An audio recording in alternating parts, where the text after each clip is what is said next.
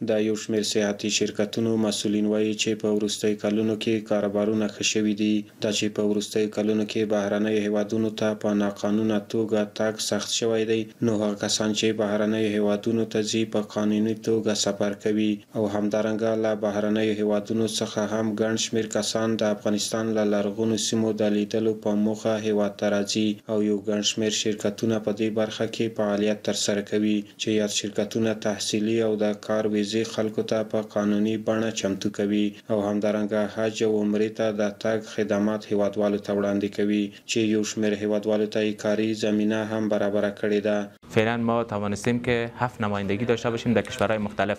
ما در کشور ترکیه، در کشور آلمان، در کشور افغانستان، در کشور بحرین، در کشور قطر و در انشالله هفته آینده تصمیم داریم در کشور سعودی هم همچنان نمایندگی و دفتر خود را باز بکنیم و بتانیم بر هموطنان عزیز خود بیشتر خدمات را نماییم. ما در بخش ویزا و اقامه عمان کار کردیم، برای شرکت ها همراه شرکت هم همکار بودیم و همچنان فعلا بخش ویزه ترکیه را فامیلی اجرا میکنیم داریم و فعلا کار میکنیم در بخش الحاق خانواده یا فامیلی سوزا و نفارون که میگن کسایی که همسرشان در کشورهای غربی یا در کشورهای آمریکا هستن. ما میتونیم که با وکالایی که داریم و تجربه که داریم درخواست بدیم که بتونن برن پیش فامیل خود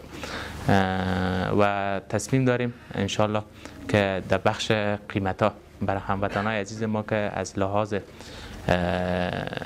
اقتصادی مشکل دارند و اقتصادشان ضعیف است تخفیف‌های ویژه قائل شویم. د رویای خلیج فارس شرکت مسؤلین وایي چې له څو کلونو راپدې خوا په کابل ښار کې فعالیت لري او بهرنیو هیوادونو ته همدارنګه افغانستان ته د بهرنیو سیلانیانو د راتګ لپاره د سفر د اسانتیاو په برابرولو کې د پام وړ خدمتونه ترسره کړي. ما زمانی که به مشتریای خود ویزا و اقامه یک ساله یا 2 ساله تجاری کشور عمان میگیریم،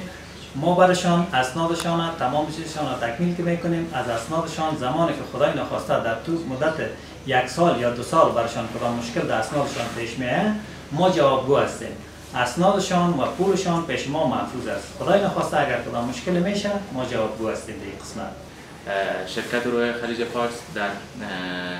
2 دسامبر سال 2012 در کشور ترکیه شهر کنیا فعالیت خود را آغاز نمود و در سال 2014 در کشور آلمان در شهر نورنبرگ ما توانستیم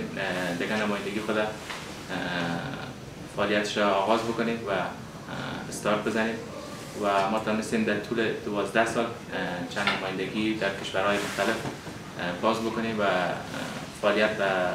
هموطنان عزیز خود خدمات ارائه بکنیم. دا یادونه وړ ده چې په وروستیو کلونو کې په هیواد کې د ډاډمن امنیت له ټینګښت سره د بیلابیلو هیوادونو سره سوداګریزې اړیکې پیاوړې شوې دي او ډیری بهرني سیلانیان او سوداګر افغانستان ته راځي. همدارنګه هغه افغانان چې بهرنیو هیوادونو ته سفر کوي د قاچاقي لارو پر ځای هڅه کوي چې له قانوني لارو بهرنیو هیوادونو ته سفر وکړي چې ورسره یو ګڼ شمېر سیاحتي شرکتونو ته د ښه کاروبار زمینه برابره شوې ده.